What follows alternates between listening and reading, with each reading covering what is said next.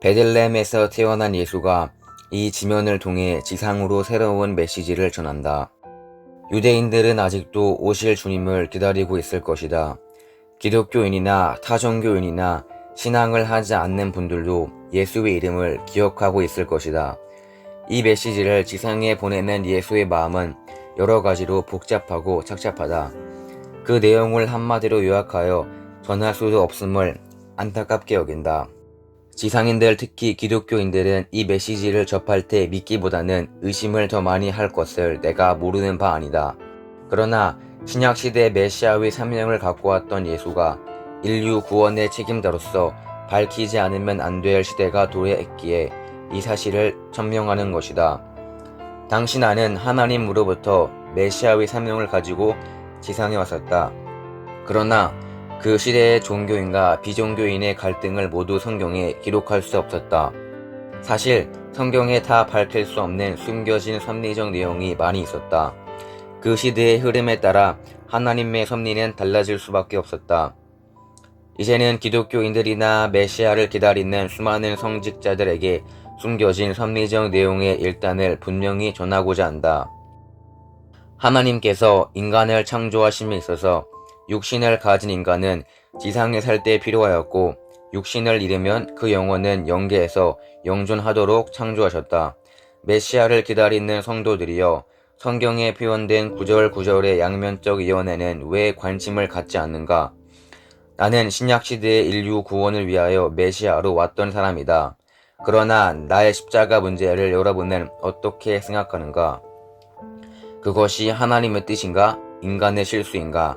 여러분은 예수의 생애를 면밀히 검토해 보았는가?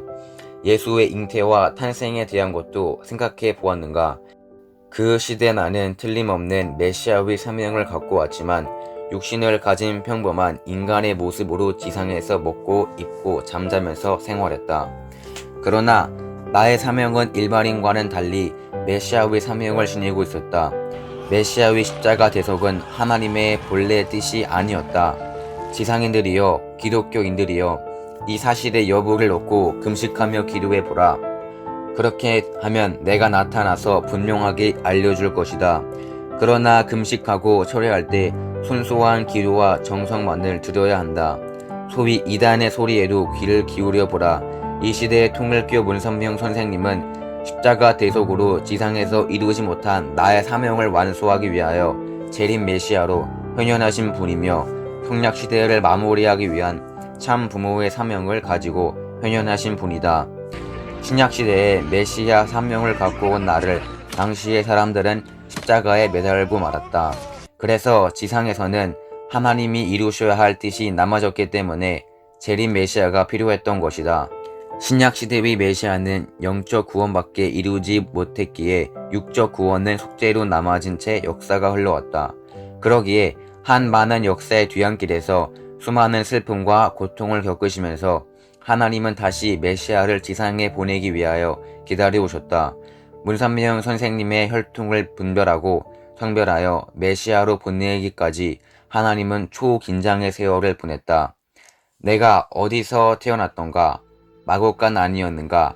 당시 마리아의 심정은 어떠했겠는가? 기독교인들이여, 성경을 읽을 때 그 내용을 쉽게 이해할 수 있던가? 풀리지 않은 문제, 이해할 수 없는 문제에 직면하여 여러분은 괴로워해 본 적이 없었는가? 천비를 다 밝히지 못했던 예수의 심정을 이해하겠는가? 성경에 기록할 수 없었던 오묘한 섭리 내용을 여러분이 어떻게 알겠는가? 예수의 아버지 요셉의 약혼녀 마리아의 배가 왜 불러왔는가? 복귀섭리 역사상의 인류가 감당할 수 없는 엄청난 천비가 베일에 감춰져 있음을 여러분은 모를 것이다. 인류는 하나님의 자녀들이기 때문에 하나님은 인류를 찾아와 사랑할 수밖에 없었다. 여러분은 그러한 하나님의 심정을 헤아려 보기 어려울 것이다. 이 시대에 지상에 현현하신 문선명 선생님은 여러분이 기다리고 기다리던 재림 메시아이다. 문선명 선생님은 16세 때 나의 메시아 사명을 인수했다. 기독교인들이여, 아직도 구름을 쳐다보면서 구름 속에 나타날 재림 주님을 기다리고 있는가? 문선명 선생님은 수만 번의 구름 속을 헤치며 세계를 순회하며 인류 평화 구현에 혼신을 다하고 계신다. 오늘도 그분은 80세가 넘은 고령으로 인류 구원의 최전선에서 고통하고 계신다. 신약시대 예수를 핍박하던 로마인들처럼 이 시대 여러분도 그분을 다시 십자가에 매달 것인가? 소돔과 고모라 성의 멸망을 여러분은 알지 않는가?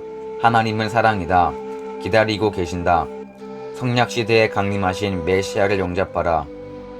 그분의 업적과 인류 구원의 섭리적 경륜을 배척하지 말고 진심으로 영접하면서 기도해보라. 여러분의 진실한 기도 속에 예수가 함께할 것이다.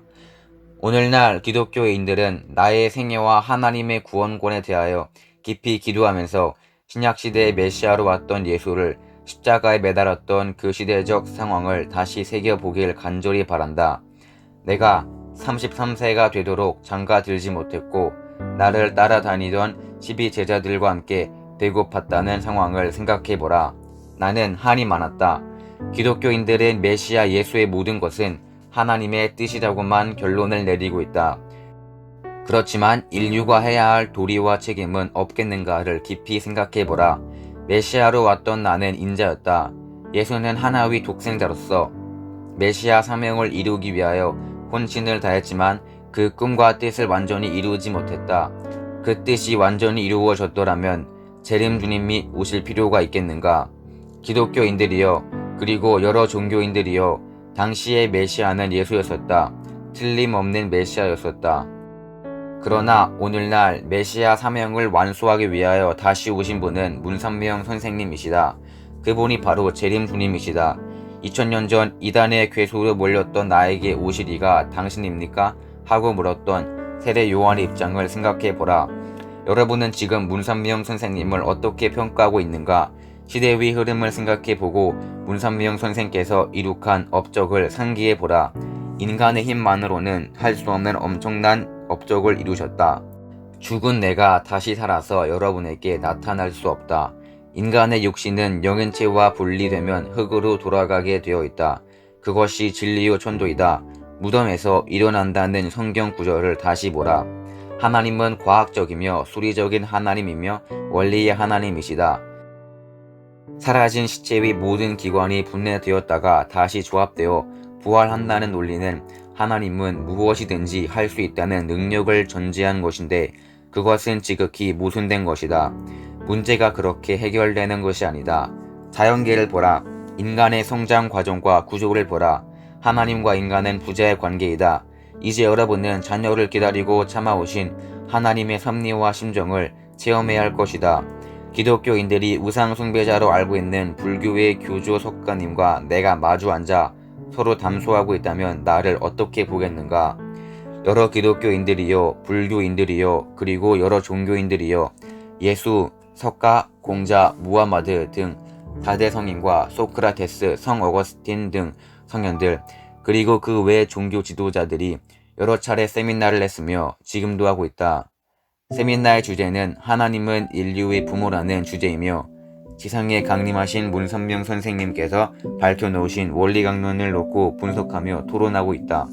그것은 하나님께서 우리들에게 내려주신 숙제이기도 하며 지상의 문선명 선생님의 활동을 샅샅이 관여하고 관찰하시며 우리들에게 인류 해방을 위해서는 이곳 종단 대표들이 먼저 하나 되어 지상을 협조하라고 명령하시기 때문이다. 우리들에겐 종파의 장벽이 없다. 우리 모두는 하나 되어 지상에 현현하신 성약시대의 메시아를 통하여 인류를 하나님의 자녀로 거듭나게 함으로써 하나님을 중심한 하나의 세계가 이루어지길 기도하고 발표하며 담소하고 있다.